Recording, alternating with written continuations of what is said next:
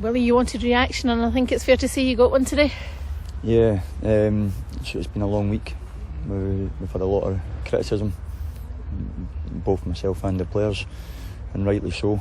And I said to the boys, I'd done away with a lot of talking before the game, and I said it was about a reaction. I wrote it on the board, capital letters, and that's what it was all about. And I thought the players went about their business very well today, and to score 4 goals at home, keep a clean sheet, although we've lost Rico near the end.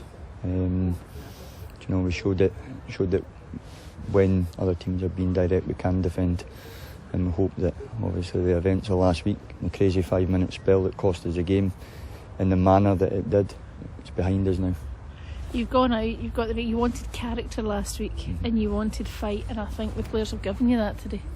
Yeah, well, I challenged them that on Monday. There was difficult conversations through the week in training. The boys have been in longer this week. We've done certain things that maybe haven't done before. They've been home later, which I know with some of them it wasn't too popular, but we felt it was needed. And then they come out and they follow the game plan down to a T, and they made a very good Montrose side look ordinary. Montrose side that were sitting joint second, only 8 points ahead with half a season to go. I think sometimes people can react to the results like last week, but if they actually look at the bigger picture, it's not too bad.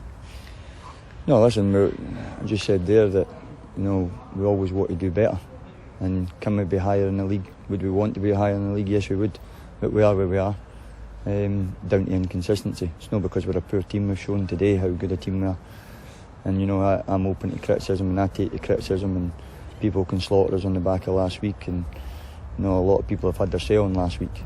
Now, if anyone was at the game last week, they'd known for 60 minutes we were the better side.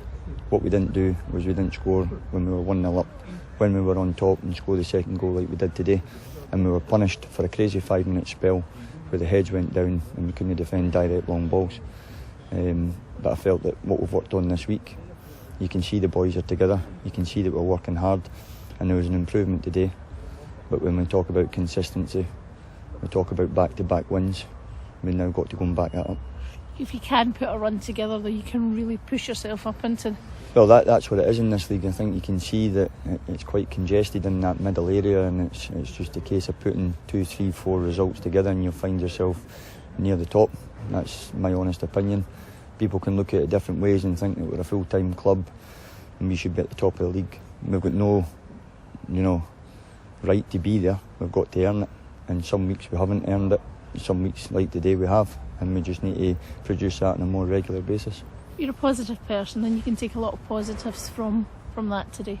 We can, and that's what it's about. It's about putting the negativity to bed. Last week's happened. What's the point of dwelling on it? You've got to move on. You've got to strive to improve. You've got to strive to be better. And that's what we did this week when we had the boys in Monday. Like I said, we changed the whole week, and we worked harder and longer. And maybe that's what we needed. Maybe I know it's a silly thing to say, but in terms of the goals that we lost last week, were they acceptable? No. Where was that today? And boys showed character today. Montrose were very direct, put a lot of balls forward, and we defended it well. If I got one criticism, I thought, even at 3-0 up, 4-0 up, fans were flat. Now I know they'll say what they want to say, but if they're going to give the negativity out, a lot of them are quite happy to do that. Get behind the team when they're putting a good performance on. 4 goals at home, and you could hardly hear them until near the end. And I don't aim that to a lot of people. The ones that are hearing what I'm saying know who they are, and if they're very quick on giving judgment out, and he's not the person for the job, this, that, and that, I'm here. I'm willing to take that responsibility on my shoulders. I wanted the job. I'm not where I want to be now. I'm working hard, and I'll keep working hard, and so will the boys. And you can see that today we're a good team, but it's a consistency, and we need that to come to the front now. It boiled over at a point. We lost Rico at that point as well, so things did get a bit nippy in that second half. That's obviously the disappointing thing, losing Rico, because we lost Steph last week as well, with a silly red. The referee said there at the papers that whether you agree or disagree, the referee's made his decision. He's not going to change it. I think the boys had a clear swing at him, or from where I am anyway. I think the whole stadium heard the slap, but they booked him for his reaction, whereas the lad gets away with a booking for what I seen was maybe a red at the time. But when you talk about it being a wee bit needly and boiling over, the boys stood up to that. You know, it would have been easy for the boys to kind of have last week in the back of their mind. But like I said, we moved on for that, and that's all you can do. You can be positive or you can dwell on things, and I'm proud of the boys for their reaction today. Penalty claim as well at Eastie going down. You've heard me talking to the papers, that's what it is. No, whoever has said that to you as well, anyway. I just had to laugh at that point. It was almost like I got booked for stepping a yard out my technical area. He sent Rico off, and then that's it for me. Eastie's done everything right in the attacking area, getting in front of the defender in the penalty box, just about to pull the trigger and bundled over. And I actually just turned around and laughed, because I'm on a booking.